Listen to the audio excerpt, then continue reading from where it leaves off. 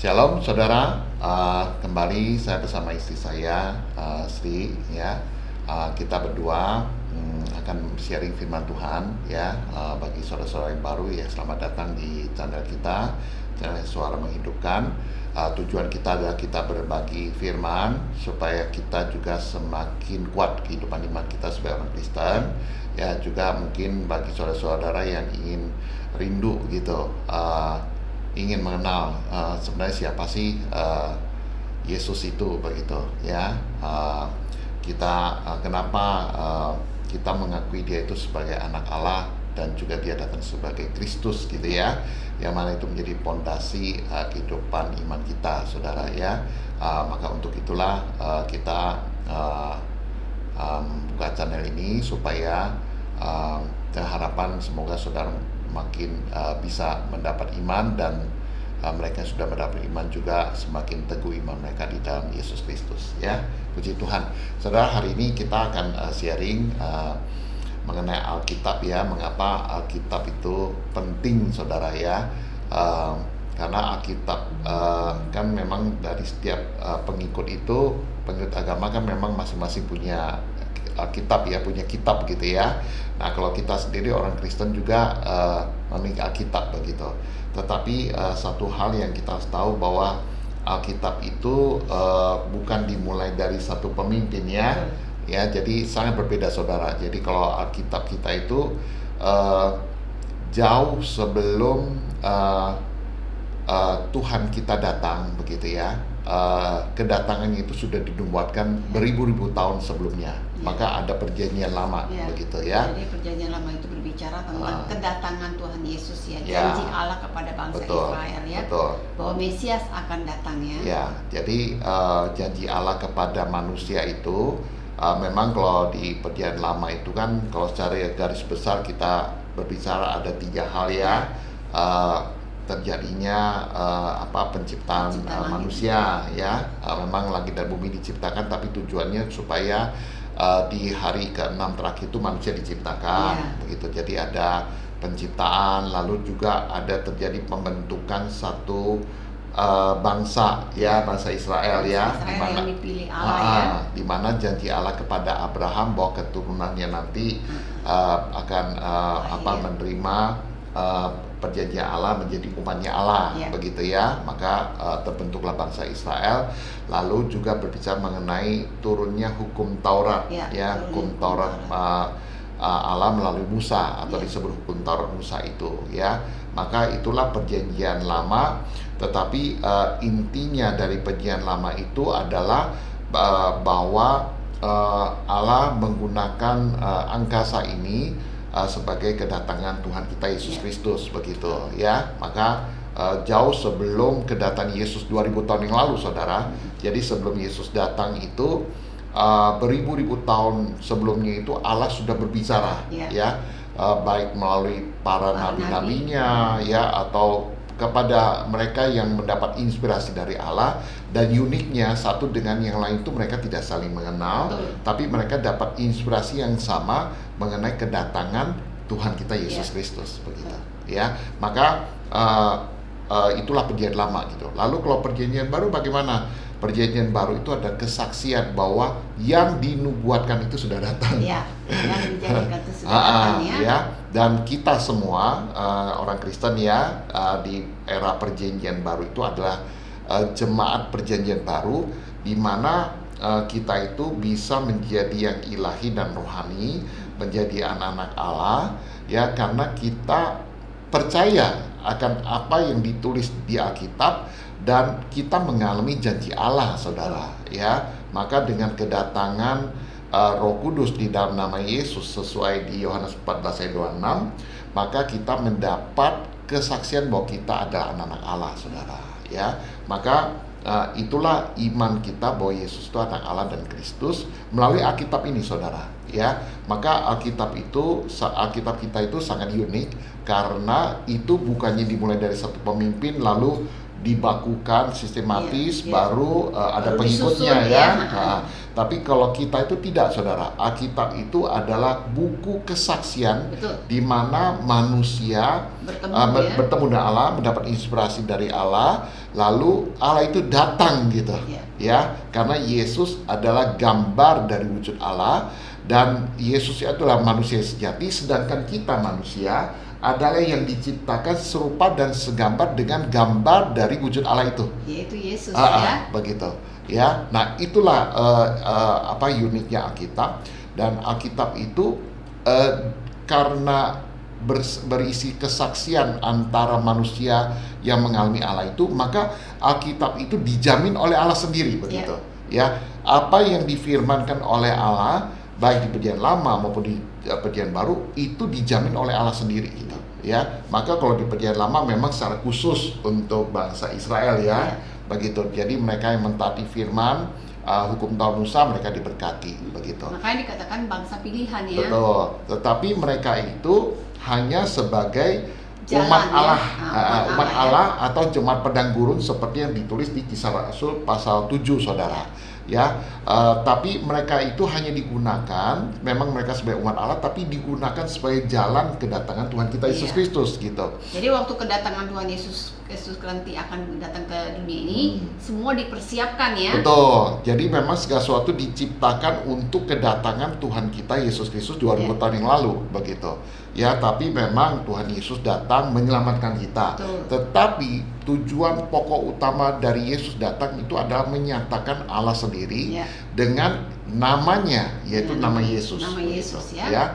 Lalu Tuhan Yesus juga datang menyatakan wibawanya sebagai anak Allah. Demikianlah dia itu membinasakan perbuatan iblis, seperti yang ditulis di 1 Yohanes 3 ayat 8, saudara.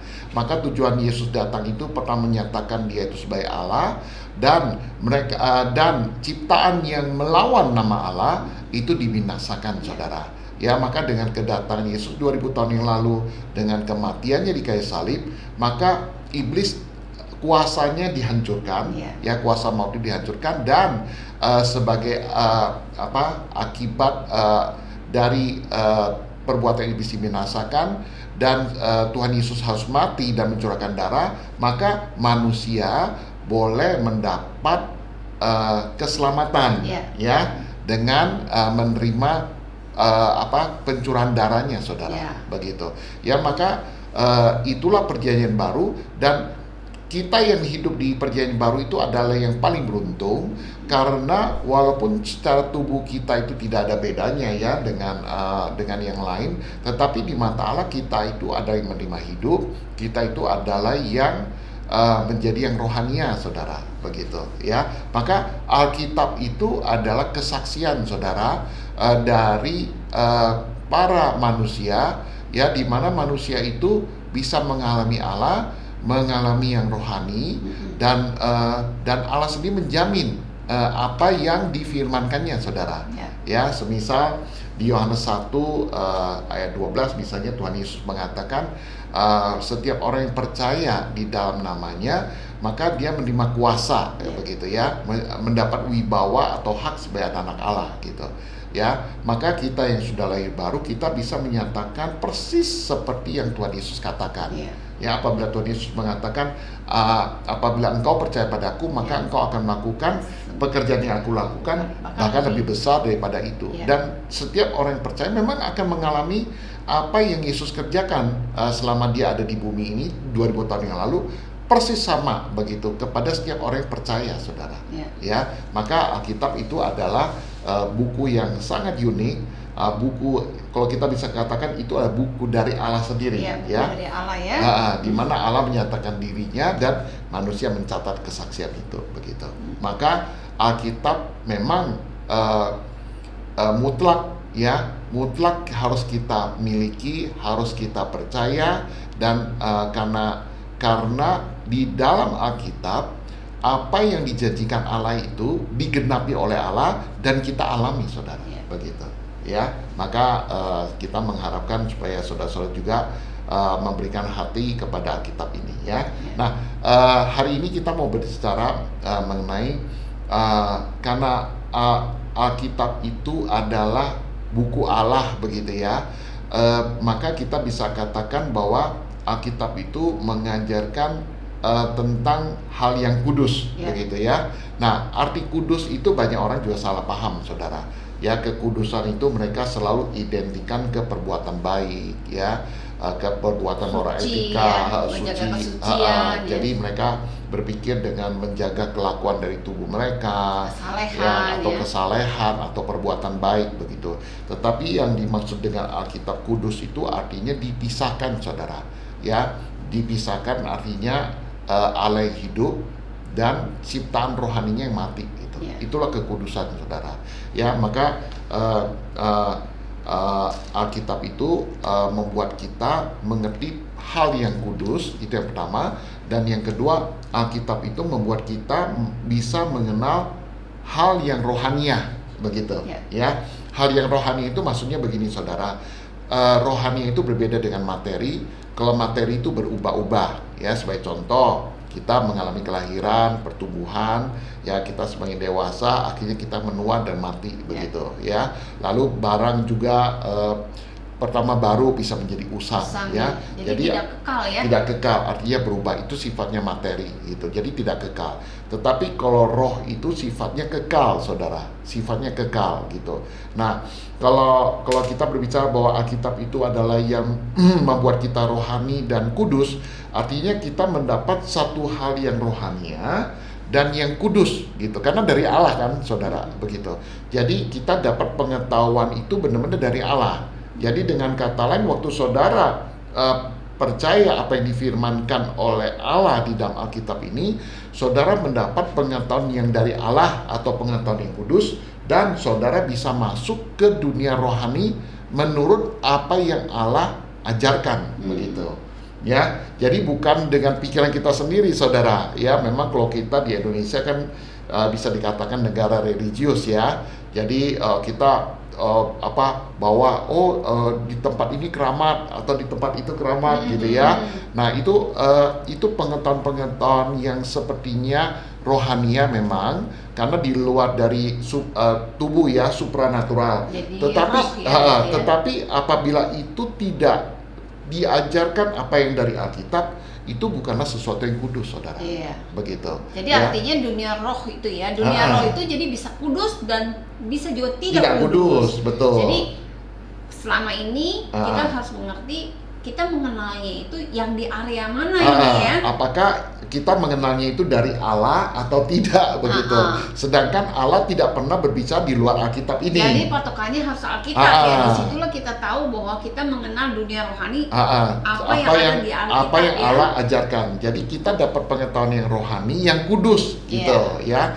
Pengetahuan yang rohani dan kudus itu artinya orang Kristen yang membaca Alkitab, dia terbuka mata rohaninya dan dia bisa melihat perkara-perkara rohani, ya, itulah dikatakan dia memiliki pengetahuan yang rohania dan kudus, begitu, ya. Jadi patokannya adalah Alkitab, ya. Jadi tidak boleh di luar dari Alkitab. Betul. Jadi dengan kata lain, orang Kristen harus membaca Alkitab supaya dia tidak keluar seperti yang Allah mau, ya. Betul. Karena dunia rohani itu hanya berbicara dua hal, saudara. Hidup kekal atau binasa, ya, begitu. Tadi kan kita berbicara kekudusan itu artinya yang memisahkan antara hidup dan yang mati, gitu, ya. Jadi kalau hidup kekal itu artinya kita akan masuk ke wilayahnya Allah, masuk ke sorga, begitu, ya. Kita masuk dengan kebahagiaannya Allah, ya. Atau kita tidak bisa masuk ke wilayah kudusnya Allah dengan kata kita ada di ruangan rohani yang tidak kudus, gitu. Neraka, ya, atau tidak ada kehidupan atau kematian yang kekal itu, saudara, ya. Maka binasa itu berbicara mengenai kematian kekal, begitu. Nah, berbeda memang dengan tubuh. Kalau tubuh itu sepertinya kalau mengalami kematian kan, makanya banyak di koran kan itu setelah meninggal dengan tenang, ya. Memang tidak pernah yang namanya mayat itu bisa bergerak lagi, ya, Bu Sri, ya. Karena kalau sudah mati, ya, dia terbujur kaku karena roh jiwa seseorang itu meninggalkan tubuh orang itu. Keluar, ya, meninggalkan tubuhnya, ya. Maka orang beranggapan bahwa kematian itu tenang, gitu. Tapi kalau di dunia rohani sangat berbeda, saudara. Ya, kalau di dunia rohani itu sebenarnya begitu orang itu keluar dari tubuhnya, maka kepribadiannya itu kan nggak hilang. Kepribadiannya itu menempel pada rohnya dia gitu. Jiwanya ya. Jiwanya itu menempel pada rohnya itu. Maka waktu dia meninggal tubuh, dia menghadapi kenyataan yang sesungguhnya, kenyataan yang kekal, ya, dunia rohani itu, saudara. Nah, cuma dua aja. Apakah dia itu waktu meninggal tubuh itu masuk ke wilayah kudusnya Allah, ya, atau dia tetap berada di wilayah yang di luar kekudusan Allah atau alam maut ini, begitu. Ya, nah ini yang kita harus perhatikan, saudara. Ya, maka kalau kita mendapat pengetahuan yang jelas mengenai Alkitab, kita bisa memiliki pengetahuan yang diajarkan oleh Allah. Dan Alkitab mengatakan umatku binasa karena tidak mengenal aku, gitu. Jadi ya. sangat berbahaya sekali. Jadi nggak heran juga banyak orang Kristen waktu menjelang kematiannya dia menghadapi ketakutan ya, atau kegalauan ya, karena dia tidak mengenal Tuhan Yesus dengan benar ya. Betul. Jadi kalau kita orang Kristen itu, pertama kita harus memberi wibawa kepada Alkitab ini, gitu. Karena hanya melalui Alkitab kita dapat pengetahuan yang kudus dari Allah, ya. Lalu yang kedua, waktu kita mengatakan kita percaya, apa bukti kita percaya? Bukan hanya sekedar mulut kita, tetapi melainkan kita mentaati apa yang difirmankan, itulah percaya gitu. Dengan kata lain, iman itu selalu kelihatan pada tindakan tubuhnya. Jadi kalau saudara dikatakan percaya, maka itu kelihatan pada tubuh saudara mengikuti apa yang difirmankan saudara, begitu. Nah, itu yang paling penting. Karena firmannya juga ada tertulis ya.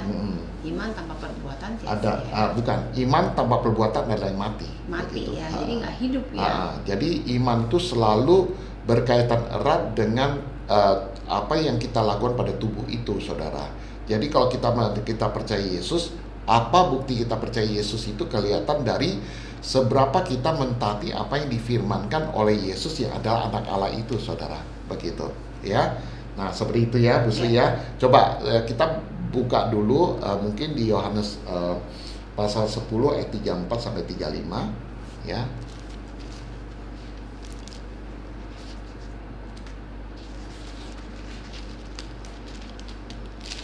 Ya. Ayat berapa? 34 sampai 35. Kata Yesus kepada mereka, tidakkah ada tertulis dalam kitab Taurat, aku telah berfirman, kamu adalah Allah. Ayat 35-nya. Jikalau mereka kepada siapa firman itu disampaikan disebut Allah, sedang kitab suci tidak dapat dibatalkan. Oke. Jadi di situ Tuhan Yesus mengatakan, tidakkah ada tertulis dalam kitab Taurat kamu, aku telah berfirman kamu adalah Allah. Allah itu huruf kecil, artinya Allah mengatakan kita itu ada keberadaan roh, begitu ya. Lalu di situ juga dikatakan kepada siapa firman itu disampaikan itu disebut Allah. Jadi hanya kepada yang memiliki roh yang disampaikan firman, begitu ya. Jadi kepada kita itu Allah memberikan firman kepada kita. Allah tidak memberikan firman kepada binatang, begitu. Karena binatang tidak ada roh ya. Tapi Allah hanya memberikan kepada manusia yang adalah keberadaan roh itu. Lalu Allah mengatakan bahwa kitab suci tidak dapat dibatalkan. Ya, dengan kata lain, apa yang difirmankan oleh Allah itu adalah yang tetap dan berlaku dan tidak dapat dibatalkan, saudara. Nah, jadi apa yang dimaksud dengan Tuhan Yesus bahwa kepada siapa disampaikan firman disebut Allah, gitu ya. Jadi kalau di Perjanjian Lama Allah menyatakan gitu firman-Nya atau kehendaknya itu lewat firman, saudara. Maka kepada bangsa Israel itu diberikan hukum Taurat Musa, hukum Taurat Musa itu sifatnya sebenarnya bukan rohania. Hukum Taurat itu adalah hukum insani, Alkitab mencatat demikian.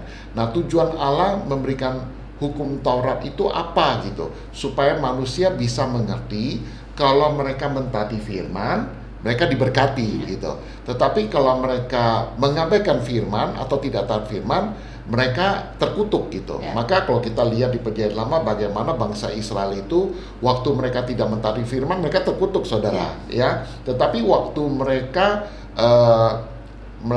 taat firman, mereka diberkati gitu ya. Saudara pastilah kalau sudah membaca Alkitab di Perjanjian Lama, saudara sudah tahu gitu apa yang saya sampaikan. Nah, jadi tujuannya Allah memberikan hukum Taurat itu adalah supaya manusia itu mengerti bahwa kalau mereka mentaati firman, mereka diberkati. Tetapi kalau mereka tidak mentaati firman, mereka terkutuk, saudara, begitu ya. Maka pada era kedatangan Tuhan Yesus, era itu adalah di mana kalau kita katakan antara Perjanjian Lama dengan Perjanjian Baru itu ada jeda, di mana di Perjanjian Lama itu Allah terakhir berfirman melalui Nabi Maliaki, begitu ya. Nah, sejak itu Allah tidak pernah berfirman lagi, kurang lebih sekitar 400 tahun, saudara, begitu. Nah, selama 400 tahun itu ada gerakan dari orang Israel atau orang Yahudi itu dengan gerakan Farisium. Farisium itu adalah orang Farisi yang berusaha mentaati seluruh firman Allah, hukum Taurat Musa itu, begitu. Karena mereka beranggapan kenapa mereka itu terpecah belah, mereka itu kan waktu itu kan terpecah menjadi dua kerajaan ya, Bu Sri ya. Kerajaan Yehuda dan kerajaan Israel atau Samaria ya. Nah, mereka berpikir kenapa mereka itu runtuh gitu kerajaan mereka, nggak seperti pada zaman mereka punya nenek moyang Daud, begitu ya, begitu. Lalu mereka berpikir, oh ternyata aku tidak mentaati firman selama ini, maka aku ini terkutuk, begitu. Maka timbullah gerakan yang namanya gerakan Farisium itu. Jadi mereka berusaha untuk hidup saleh, begitu. Ya, mereka berusaha untuk mentaati seluruh firman, baik itu menjaga ibadah, baik itu perpuluhan, baik itu persembahan, apa semua, begitu. Jadi saudara jangan salah berpikir bahwa orang Farisi itu adalah orang yang munafik atau bagaimana gitu ya. Orang Farisi itu adalah orang yang paling saleh, begitu ya. Jadi mereka itu benar-benar menjaga moral etikanya apa semua, begitu. Berusaha menjaga apa yang difirman dengan Allah. Tujuannya supaya supaya mereka diberkati oleh Allah, begitu. Tetapi waktu kedatangan Tuhan Yesus 2000 tahun yang lalu, mereka itu sangat heboh, gempar karena Tuhan Yesus itu berbanding terbalik dengan apa yang mereka lakukan, begitu. Ya, Tuhan Yesus mengatakan misalnya di Matius pasal 5 ayat 17, mungkin Bu Sri bisa baca. Matius ya. Matius 5 ayat 17. Janganlah kamu menyangka bahwa aku datang untuk meniadakan hukum Taurat atau kitab para nabi. Aku datang bukan untuk meniadakannya, melainkan untuk menggenapinya. Jadi Tuhan Yesus waktu datang itu 2000 tahun yang lalu, Tuhan Yesus menyembuhkan orang pada hari Sabat, ya kan? Nah, terus habis itu Tuhan Yesus juga pernah waktu ada satu perempuan yang ketahuan berzina, dibawa oleh orang-orang itu, Tuhan Yesus juga menulis di tanah ya. Di situ Tuhan Yesus memberikan mungkin menuliskan seperti yang disampaikan oleh Tuhan Yesus ini di Matius 5:17 dan ayat berikutnya, begitu. Lalu Tuhan Yesus menulis itu di mana akhirnya orang-orang Farisi itu meninggalkan satu persatu dan perempuan itu tidak diapa-apakan gitu. Lalu Tuhan Yesus mengatakan, pergilah, aku tidak menghukum engkau juga dan jangan berbuat dosa lagi, begitu. Jadi apa yang dilakukan oleh Tuhan Yesus selain menyembuhkan orang sakit apa semua gitu ya, dan sepertinya Tuhan Yesus itu mengabaikan apa yang diperintahkan oleh hukum Taurat itu gitu ya. Sedangkan Yesus kan lahir dari bangsa Yahudi ini ya, seperti yang kita ketahui, yang kita sampaikan tadi, sangat bertentangan, saudara. Maka Tuhan Yesus yang sebagai anak Allah ya, dan dia mengatakan seperti yang barusan tadi dibacakan di Matius 5 ayat 17, Tuhan Yesus mengatakan bahwa ia datang bukan meniadakan hukum Taurat, melainkan membawa ke hukum Taurat yang sebenarnya, gitu. Menggenapi itu arti aslinya membawa ke hukum Taurat yang sebenarnya. Jadi artinya hukum Taurat itu ya karena dijelaskan oleh Allah yang sebenarnya, maka dengan kata lain hukum Taurat itu diperkuat oleh Allah sendiri, ya, menguatkan hukum Taurat ya, bahwa manusia akan diberkati ya apabila dia mentaati hukum Taurat itu, begitu ya. Maka Allah melalui Yesus ya, karena Yesus itu ada anak Allah. Tuhan Yesus mengatakan, aku tidak meniadakan hukum Taurat, tapi mengajarkan atau menekankan hukum Taurat yang sebenarnya. Nah, saudara nanti bisa baca di ayat-ayat berikutnya. Tuhan Yesus mengatakan misalnya gini, kepada orang Farisi, kamu tidak membunuh secara fisik begitu, tetapi kamu membenci orang lain saja, kamu sudah membunuh begitu, ya kan? Lalu kepada mereka yang tidak pernah mencuri barang orang lain misalnya, Tuhan Yesus mengatakan, apabila kamu menginginkan barang orang lain saja, kamu sudah mencuri di hadapan Allah.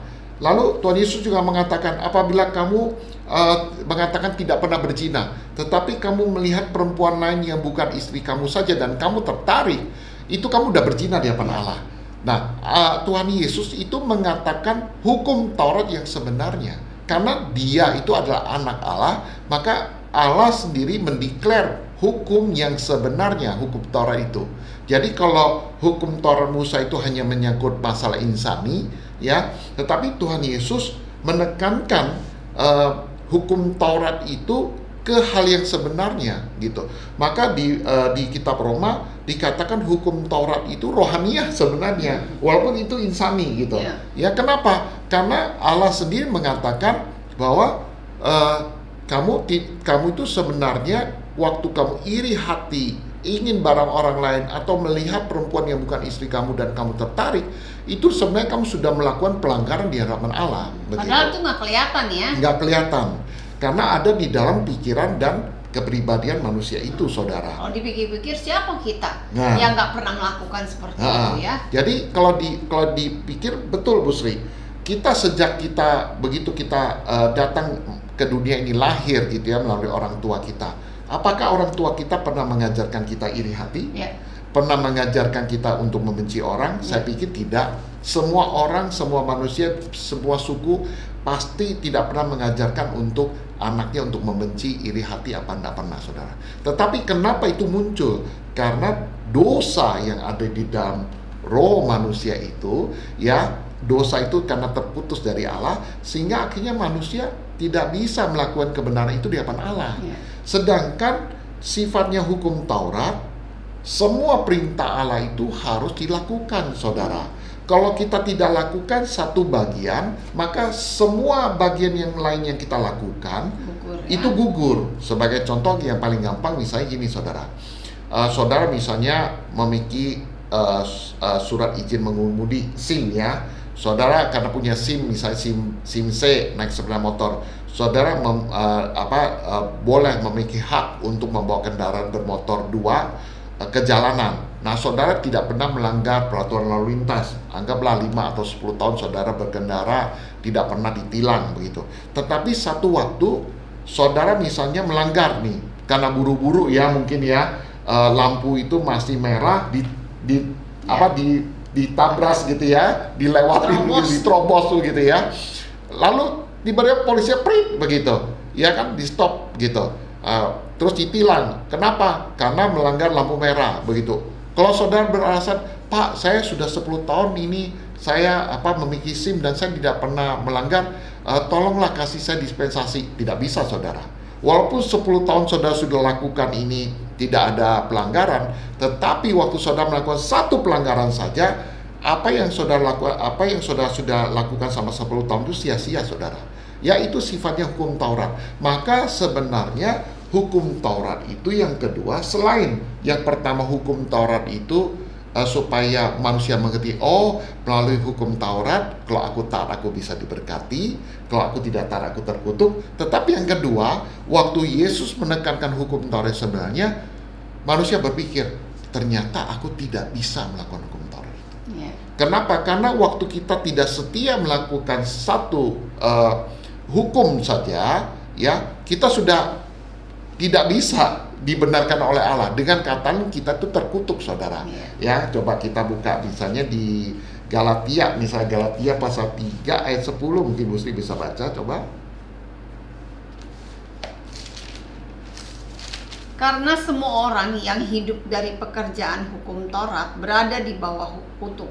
Sebab ada tertulis, terkutuklah orang yang tidak setia melakukan segala sesuatu yang tertulis dalam kitab hukum Taurat. Ya, jadi di sini jelas dikatakan terkutuklah orang yang tidak setia melakukan hukum Taurat. Jadi dengan kata lain, waktu Tuhan Yesus yang dia itu adalah anak Allah, saudara, ya, waktu dia mengatakan bahwa kita itu waktu dalam pikiran kita iri hati, benci gitu ya, ada keinginan gitu ya, itu sebenarnya sudah melakukan pelanggaran hukum Taurat yang sebenarnya gitu. Maka waktu Yesus mengatakan kepada orang Farisi, terkutuklah kamu, celakalah kamu, begitu di Matius 23. Kenapa? Karena orang Farisi itu salah beranggapan. Dia pikir dengan melakukan seluruh perintah hukum Musa, menjaga kesalehan, berderma juga, ya kan, sosialnya tinggi juga, mereka pikir mereka bisa dapat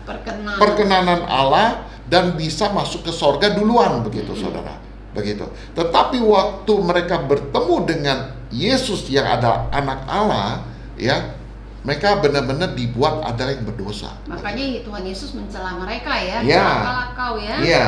Dan mungkin saudara berpikir, ini kisah antara Yesus dengan orang Farisi. Tidak, saudara. Kita aja sebagai orang yang di luar orang Yahudi ya. Jadi kan Aman Agung kan jadikanlah sebuah bangsa murid ya. Kita saja dari berbagai suku di luar dari orang Yahudi yang tidak menerima hukum Taurat, hati nurani kita pun bisa membedakan mana yang baik, mana yang jahat kan, gitu. Ya, misalnya ada orang dia berbohong, nggak boleh lo, bohong itu dosa, gitu, ya kan? Misalnya ada orang berjudi atau minuman-minuman keras, nggak boleh lo minuman-minuman keras, itu dosa, gitu. Nggak boleh lo ini berjudi, itu dosa, gitu. Itu hati nurani kita itu bisa membedakan gitu. Artinya hukum Taurat itu pun mengena ke kita, saudara, begitu ya. Jadi dari situ kita tahu diagnosa Allah buat kita bahwa kita nggak bisa melakukan kebenaran diri kita di hadapan Allah. Dengan kata lain, kita itu adalah yang pasti mengalami kutuk kekal atau binasa itu. Kematian ya. Makanya ayatnya ada tuliskan yang tentang kehilangan semua manusia itu sudah kehilangan kemuliaan Allah ya. Ya, karena apa? Karena dosa. Karena dosa itu ya. Karena dosa itu manusia telah kehilangan kemuliaan Allah. Kenapa? Karena memang semua orang berdosa di hadapan Allah, begitu. Ya, maka hukum Taurat yang disampaikan oleh Yesus itu ada hukum Taurat yang sebenarnya, saudara. Ya, maka coba Busi buka mungkin di Roma 3 ayat berapa ini? Ayat 20 coba. Roma 3 ayat 20.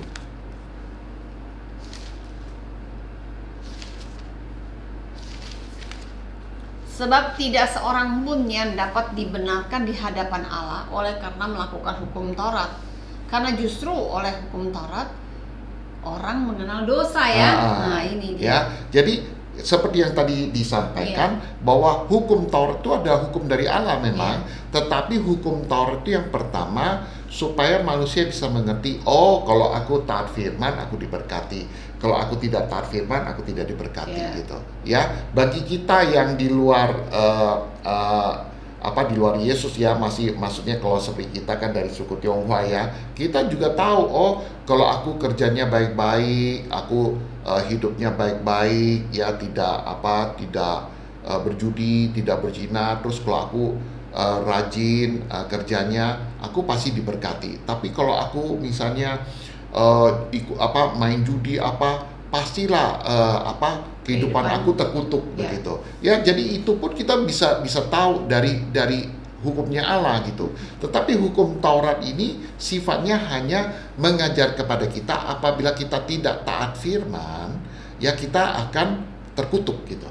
Ya. Nah, lalu yang kedua, waktu Tuhan Yesus mengatakan hukum Taurat yang sebenarnya kepada kita, ya, hukum Taurat itu ternyata adalah diagnosa Allah. Betul. Bahwa kita tidak bisa mengerjakan kebenaran kita di hadapan Allah, dan kata bakti kita tidak diakui oleh Allah, gitu.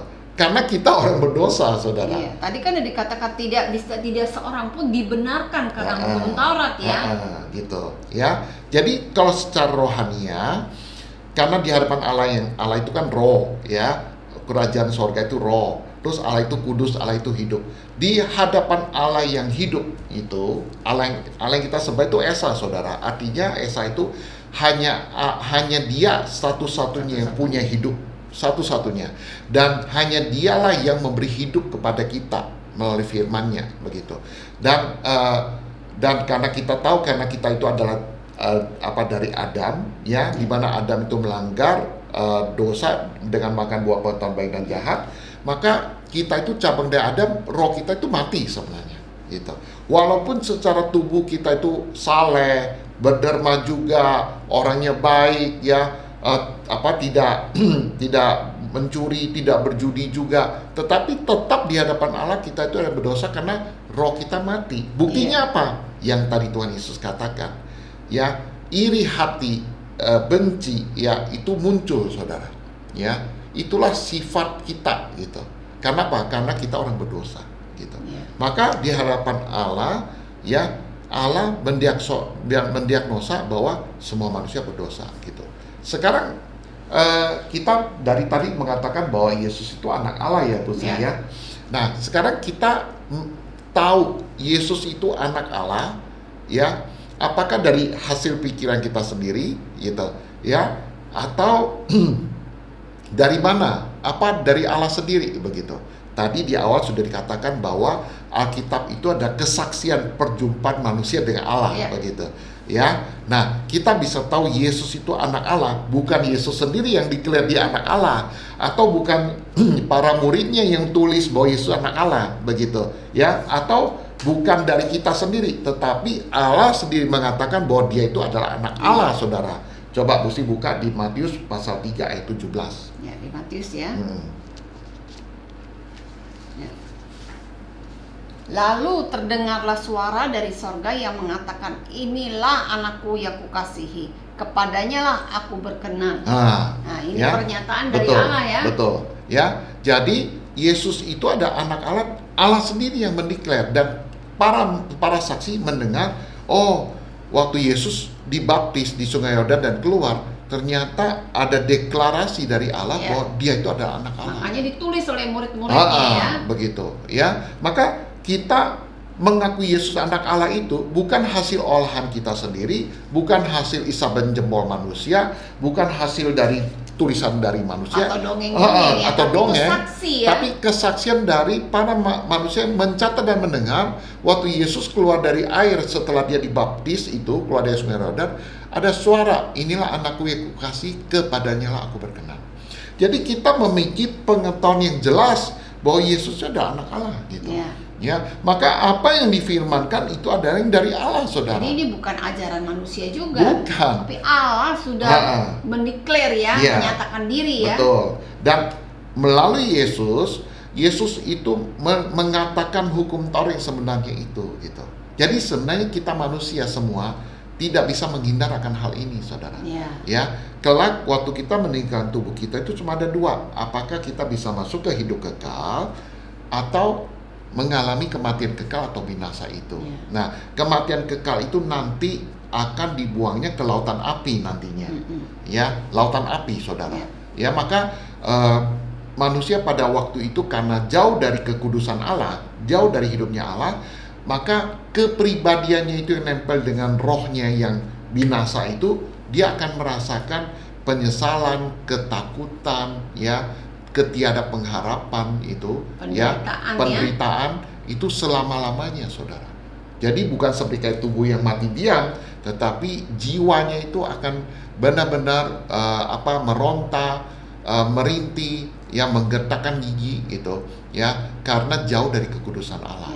Ya, maka kita dari sini kita tahu, oh ternyata, gitu, kita itu adalah semua orang berdosa, begitu, ya. Nah, lalu tadi Tuhan Yesus juga mengatakan bahwa Alkitab tidak dapat dibatalkan. Lalu kepada siapa disampaikan firman disebut Allah, gitu, ya. Maka saudara harus tahu bahwa Tuhan Yesus datang. Tuhan Yesus memang membinasakan iblis. Siapa iblis?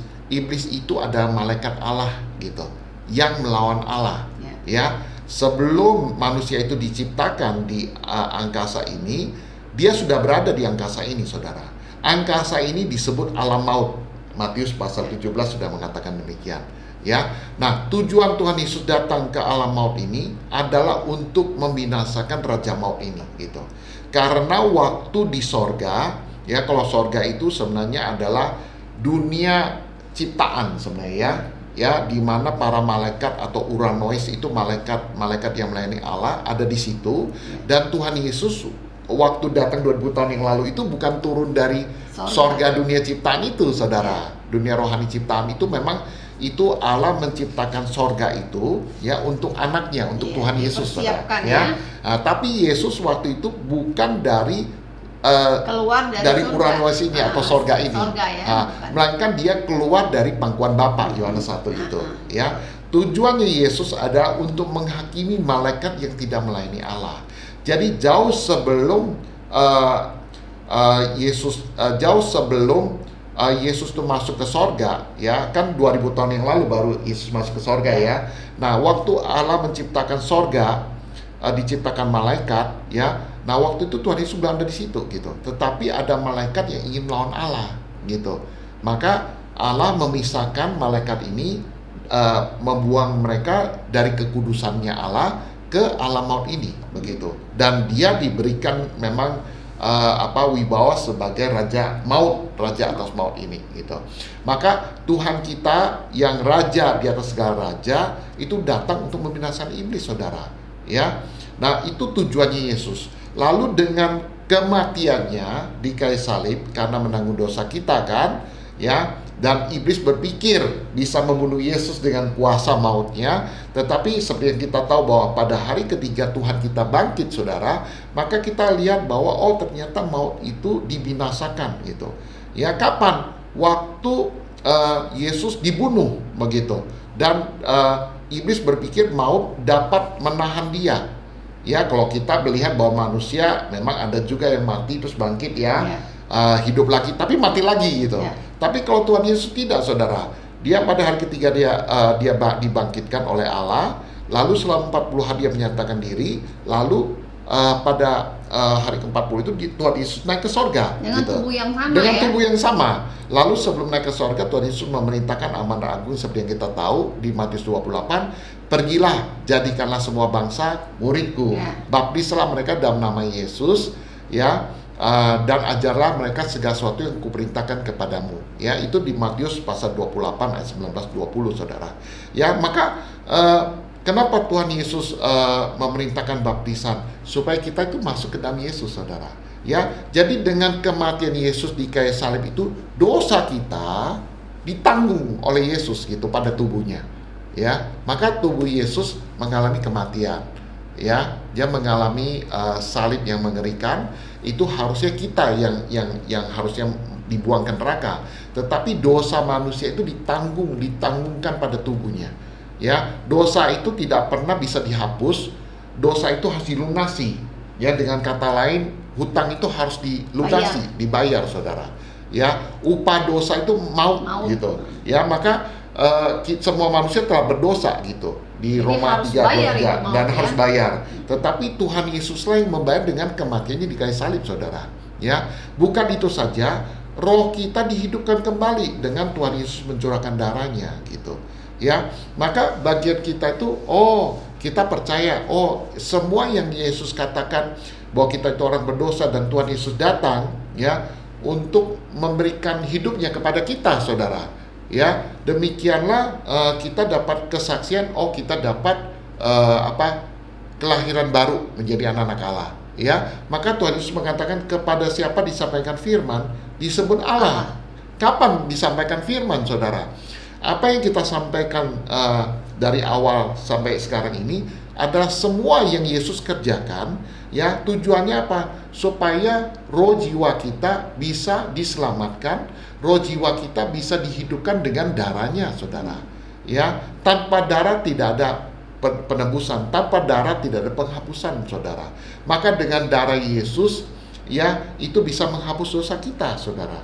Maka apakah kita percaya bahwa Yesus itu ada anak Allah dan Kristus? Ya, anak Allah, dia datang sebagai Allah, dia anak Allah. Maka apa yang difirmankan itu harus kita akui. walaupun ada yang tidak percaya atau percaya, firman itu tidak berubah. Firman itu tidak dibatalkan. Firman itu benar-benar tetap ya dan amin, saudara. Ya, maka bagi orang yang percaya, dia mendapat hidup. Dengan kata lain, dia dijadikan anak-anak Allah. Karena dia menerima darah anak Allah. Darah Yesus, darah Kristus itu, saudara. Maka mereka yang menerima darah itulah yang dijadikan rohania yang kudus. Ya, kita menerima darah Yesus yang kudus, saudara. Begitu. Jadi waktu kita percaya, tahu kita orang berdosa dari Allah sendiri, ya, waktu Yesus mengatakan, aku meneguhkan hukum Taurat yang sebenarnya, kita tahu, oh ternyata kita orang berdosa. Karena hukum Taurat itu harus digenapi semua. Tetapi siapa yang bisa menggenapi manusia? Nggak bisa. Semua manusia orang berdosa. Siapapun itu orang berdosa, gitu. Ya, maka Tuhan Yesus mengatakan itulah diagnosa Allah bahwa manusia berdosa. Dan bagaimana dosa manusia itu bisa ditebus dengan kematian Yesus di kayu salib, saudara. Jadi sebenarnya semua umat manusia setelah Yesus itu dosanya sudah dihapus, ya. Iya, sudah ditanggung Yesus. Sudah ditanggung Yesus. Tinggal bagiannya manusianya aja nih, ya. Jadi tapi kenapa juga Alkitab mencatat ada orang kelak nanti dibuang ke neraka karena dosa asal mereka memang sudah ditanggung oleh Yesus, tapi mereka ada dosa pribadi mereka masing-masing. Dosa pribadi itu apa? Mereka menolak Yesus, menolak apa yang dikerjakan oleh Allah, menolak apa yang dikerjakan oleh Yesus di kayu salib, yaitu kan penebusan dosa dan mencurahkan darah. Mereka menolak, saudara.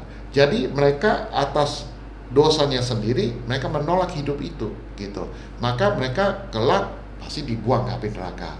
Maka kita harus tahu bahwa kasih Allah begitu besar kepada umat manusia, maka Tuhan Yesus memerintahkan muridnya, gitu. Sebelum naik ke surga, Tuhan Yesus memerintahkan, pergilah, jadikanlah semua bangsa murid, begitu. Murid itu artinya menjadi pengikut Yesus atau menjadi anak-anak Allah, saudara.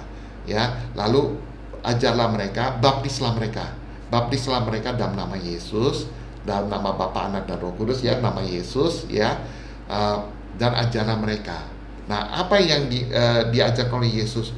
Supaya kita hanya bersandar kepada Yesus, percaya kepada bakti Yesus, ya. Nah, banyak kita orang Kristen karena tidak mengerti, ya, sejak mereka percaya Yesus, mereka ingin kembali menjadi orang Farisi, saudara. Ya, mereka ingin menjadi orang benar, bukan karena bakti darah Yesus, melainkan ingin memunculkan kebenaran mereka lagi, gitu. Sebagai contoh misalnya, kalau ada orang yang sudah dibaptis, lalu pendetanya mengatakan, Bapak, karena Bapak sudah dibaptis, maka mulai hari ini Bapak jangan rokok lagi, ya, begitu, ya kan? Jangan berbuat dosa lagi, gitu. Nah, itu kalau kita tidak mengerti, kita bisa salah paham, saudara, ya.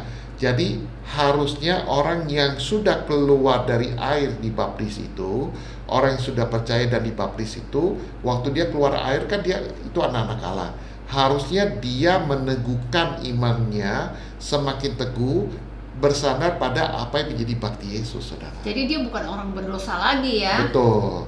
Ya, jadi jangan lagi membuat kebenaran diri sendiri itu. Sebagai contoh misalnya di dalam gereja, itu katanya sudah percaya Yesus, masa kelakuannya seperti ini, masa masih suka merokok, masa pasti begitu. Nah, kalau kita sendiri sudah menghakimi orang itu, berarti kita juga membuat satu standar dalam diri kita. Oh, aku dikasih oleh Allah, aku bisa masuk ke surga karena aku tidak berjudi, tidak berjidat, tidak merokok, ya, dan lain sebagainya, begitu. Tapi kalau misalnya ada juga pandangan saya mengatakan, kok gitu, kok bisa buat semau-maunya dong? Nah, gitu. Ini, jadi begini, saudara, ini memang menarik karena banyak orang nggak ngerti, kan. Jadi seperti yang tadi saya sampaikan, sebenarnya saudara bisa simpulkan 3 step aja, gitu. Step pertama, kita tahu dari hukum Taurat, kalau kita menjalankan kehidupan yang saleh, kita diberkati, gitu. Ya. Jadi orang yang kehidupannya bersih, dia tahu, gitu, ya. Dia tahu kalau dia hidupnya bersih, dia pasti diberkati gitu. Tapi kalau orang yang mengabaikan hal demikian, mereka bebas saja kan, mau kehidupan malam, mau apa begitu ya. Nah, walaupun mereka tahu itu nggak benar, tapi mereka nggak ada kuasa gitu ya. Nah, step ini harusnya orang itu waktu dia sadar gitu, oh ternyata kalau aku melakukan satu kehidupan yang tidak baik, misalnya aku minuman keras atau berjudi, wah itu nggak baik, aku nggak mau lagi begitu. Itu berarti dia sudah ada pada step menyadari bahwa kalau dia melakukan hal yang baik, yang suci, itu dia diberkati oleh Allah begitu. Nah, step keduanya, orang itu harus bertemu dengan Yesus kan, ya kan? Karena Yesus itu adalah Allah sendiri, anak Allah gitu. Nah, waktu Yesus mengatakan, aku menyampaikan hukum Taurat sebenarnya, ya, kalau kamu misalnya kamu sudah hidupnya udah benar, udah suci gitu, tetapi kalau kamu ada rasa iri hati, kamu sudah membunuh begitu. Jadi orang itu sadar gitu, oh ternyata aku ini selama ini semua ini karena aku ini orang berdosa, pikiran aku begitu, dan aku tidak bisa menjalankan kehidupan yang bersih, bisa masuk ke surga tanpa Yesus, karena roh saya mati. Tanpa darah Yesus kan roh itu kan sifatnya menghidupkan. Akar sebuah pohon ya. Iya, jadi kita itu harus menerima bakti Yesus, baru dia dibaptis kan, menerima Yesus kan begitu. Dan dia memang menerima kedatangan Roh Kudus yang membuktikan bahwa roh jiwanya sudah hidup karena darah Yesus, sudah kudus karena darah Yesus begitu. Itulah bukti gitu. Jadi tidak mungkin kalau orang yang sudah terima Yesus, sudah terima nama Yesus, mereka kembali lagi ke kehidupan yang nol itu gitu. Yang serampangan itu ya. Jadi nggak mungkin, pasti dia akan menjaga kehidupannya ya. Betul. Walaupun memang selama kita dalam tubuh ini, kita pasti akan diganggu, kita bisa iri hati juga, benci juga, tetapi kita bersandar pada darah Yesus. Itu yang dinamakan pada bakti Yesus, itu yang dinamakan percaya Yesus. Ya, maka kita waktu setelah kita tahu kita orang berdosa, kita dibaptis, kita menjalankan kehidupan iman, kita itu harus semakin teguh, ya semakin kuat, bersandar pada Yesus begitu. Ya, jadi patokannya itu adalah apakah Yesus itu ada dalam diri kita, begitu.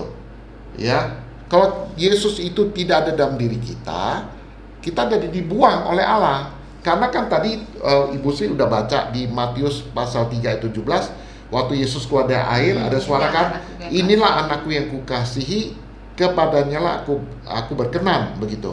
Jadi yang paling dikasih oleh Allah siapa? Yesus.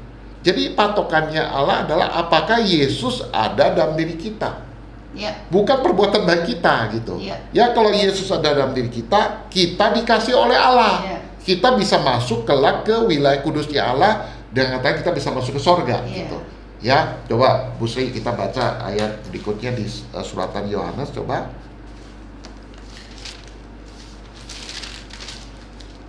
Di 1 Yohanes pasal 5. 1 Yohanes pasal 5 ayat 11 dan 12. Coba Bu Sri baca. Dan inilah kesaksian itu, Allah telah mengaruniakan hidup yang kekal kepada kita, dan hidup itu ada di dalam anaknya. Barang siapa memiliki anak, ia memiliki hidup. Barang siapa tidak memiliki anak, ia tidak memiliki hidup. Jadi patokan Allah, karena kita itu berdosa, roh kita mati. Kalau roh mati pasti dibuang kelak ke lautan api. Itulah binasa kekal, ya kan? Patokan Allah adalah apakah kita memiliki Yesus gitu, ya, memiliki anak. Nah, kapan kita memiliki anak? Waktu kita ada darahnya di dalam diri kita, gitu.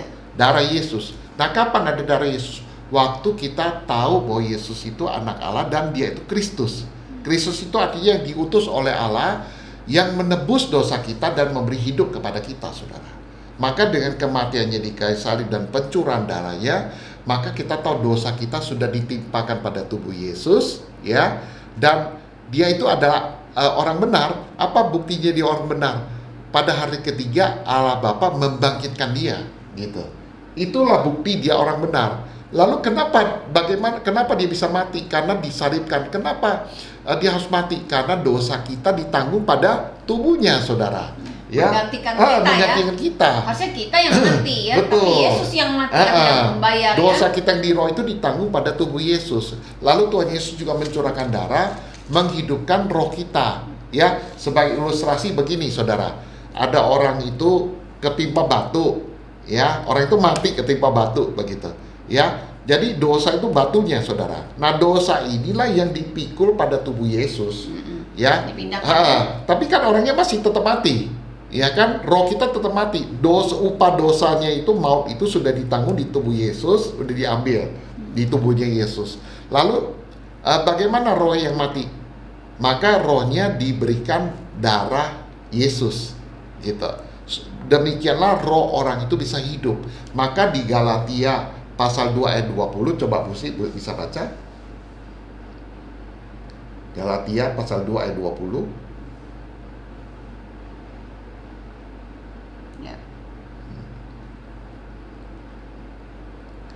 Ya, 19-20 boleh ya. 19 ya. 19. Sebab aku telah mati oleh hukum Taurat untuk hukum Taurat, supaya aku hidup untuk Allah. Aku telah disalibkan dengan Kristus. Namun aku hidup, tetapi bukan lagi aku sendiri yang hidup, melainkan Kristus yang hidup di dalam aku. Dan hidupku yang kuhidupi sekarang ini di dalam daging adalah hidup oleh iman di dalam Anak Allah yang telah mengasihi aku dan menyerahkan dirinya untuk aku. Nah, amin saudara. Ya, jadi di Galatia 2 ayat 19 sampai 20 itu, di hadapan hukum Taurat kita tahu kita orang berdosa. Kita tidak bisa mengerjakan kebenaran, maka kita mati. Tetapi Tuhan Yesuslah yang menggantikan kita dengan kematiannya di kayu salib, menanggung dosa kita dan mencurahkan darahnya. Maka di Galatia 2 ayat 20, namun aku hidup tapi bukan lagi aku yang hidup, tetapi Kristus yang hidup di dalam aku. Ya, maka darah Yesus itulah yang memberi hidup dalam roh jiwa kita, saudara. Ya, demikianlah Yesus mengatakan Alkitab tidak dapat dibatalkan dan kepada siapa disampaikan firman itu disebut Allah. Ya, maka melalui Alkitab kita dapat pengetahuan yang ilahi, yang rohani, dan kita dapat pengetahuan yang kudus karena itu dari Allah. Dan melalui Alkitab kita tahu kita itu orang berdosa, ya, karena Allah dia mengatakan kita orang berdosa melalui Tuhan kita Yesus Kristus, gitu. Lalu Tuhan Yesus juga datang sebagai Kristus, saudara, ya, menghidupkan roh kita. Pertama, dia tanggung dulu dosa kita. Yang kedua, dia hidupkan roh kita dengan darahnya. Ya, maka Yesus mengatakan minumlah darahku, karena di dalam darahku ada hidup, dan makanlah dagingku karena dagingku adalah memberikan hidup kekal, saudara. Ya, jadi melalui Alkitab kita dibuat rohani, kita dapat pengetahuan yang kudus dari Allah, kita tahu kita orang berdosa, dan kita tahu kita dijadikan anak-anak Allah, ya, melalui Yesus, saudara. Ya, maka kita tahu waktu Yesus mengatakan, akulah satu-satunya jalan, gitu. Ya, tidak ada satupun bisa bertemu dengan Allah tanpa melalui aku, dan akulah satu-satunya jalan, kebenaran, dan hidup, gitu. Ya, maka hanya melalui Yesus, saudara. Maka patokannya Allah, apakah ada anaknya di dalam roh jiwa kita? Apakah ada darah anaknya di dalam roh jiwa kita? Ya, maka kita bisa menjadi anak-anak Allah, dan bukti kesaksian keselamatan kita memang kita dapat buktinya, saudara, dengan kedatangan Roh Kudus dalam diri kita. Ya, maka di Kisah Rasul pasal 2 ayat 38, bertobatlah, berilah dirimu dibaptis, lalu kamu akan menerima Roh Kudus, begitu. Ya, maka urutan ini kita harus tahu, ya. Dengan urutan ini kita tahu kita dibuat menjadi yang ilahi, menjadi rohani dan kudus oleh Allah, saudara. Ya. Gitu ya, saudara, ya. Jadi hari ini kita mungkin cukup agak panjang lebar juga ini berbicara ini, tetapi kita harus tahu bahwa melalui Alkitab kita dijadikan yang ilahi, dijadikan yang rohani dan kudus oleh Allah, saudara. Ya, kita tahu kita orang berdosa dari Allah. Kita tahu penebusan dosa kita dan kita dijadikan oleh anak-anak Allah dari Allah sendiri, gitu. Ya, maka dasar iman kita harus tetap teguh, saudara, mengakui bahwa Yesus adalah anak Allah dan Kristus, ya. Maka melalui firman Alkitab kita dijadikan rohania dan kita dijadikan yang hidup oleh Allah, begitu. Amin, saudara. Ya, itu aja ya Bu Sri ya. Oke, kita akan ketemu pada sesi berikutnya. Mungkin Bu Sri tutup dan doa. Ya, kita berdoa. Bapak, terima kasih buat hari ini, buat kesempatan ini. Biarlah dengan pertolongan dari Roh Kudus kami semakin diteguhkan, semakin lagi kami mengenal bahwa Yesus benar, Yesus itu adalah anak Allah dan Kristus. Tolonglah kami, tolonglah semua yang mendengarkan supaya iman mereka juga semakin diteguhkan dan semakin mereka bersandar dan mengenal firman yang tertulis di dalam Alkitab, sehingga iman mereka semakin teguh. Bapak, biar Engkau turut bekerja kepada setiap yang mendengarkan. Terima kasih Bapak, di dalam nama Yesus kami berdoa. Amin. Amin. Sampai ketemu saudara pada sesi berikutnya. Tuhan Yesus memberkati.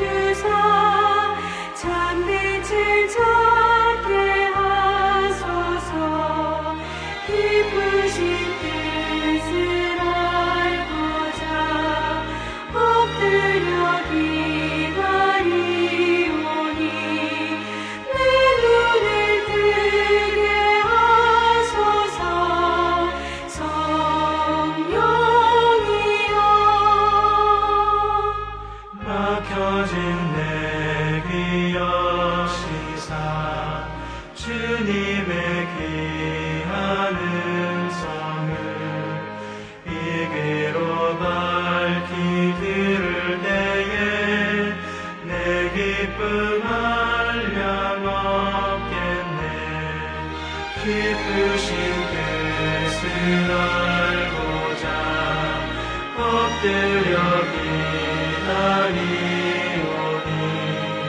내 길을